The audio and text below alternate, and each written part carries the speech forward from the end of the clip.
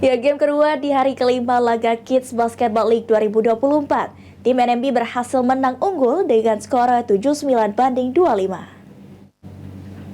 Pemirsa PAL TV, di sebelah saya sudah berlangsung game kedua yang mana NMB versus Sahabat Kenton. Lalu seperti apa keseruan di game kedua? Ikuti terus Rara dan juru kamera Brian.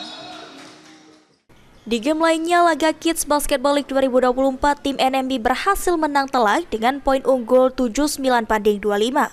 Mengalahkan Sahabat Kenton yang bertempat di GOR Kenton Park Arena pada Selasa 30 April 2024.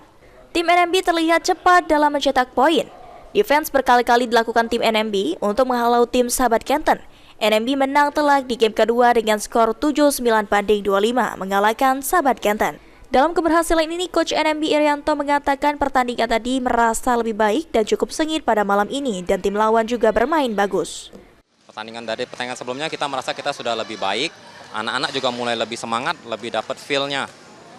Tapi tim hari ini dua-duanya seimbang lah, kita main agak lebih baik sedikit dan sedikit keberuntungan juga kita bisa lebih baik lah daripada kemarin-kemarin.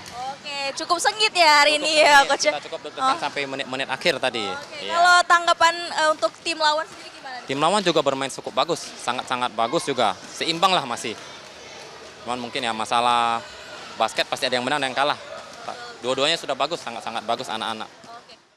Luar biasa untuk game kedua ini cukup sengit, di mana untuk skornya sendiri NMB versus Sahabat Kenton itu hanya selisih 4 poin, di mana NMB berhasil meraih 29 poin, sementara untuk Sahabat Kenton meraih 25 poin. Nah pemirsa PAL TV, gak berasa kita udah di ujung acara, dan jangan lupa saksikan Showtime Basketball setiap hari Minggu pukul 22.30 only on PAL TV, memang punya kita. Saya Rara Evisra dan juru kamera Brian mengucapkan terima kasih atas perhatiannya dan salam basket.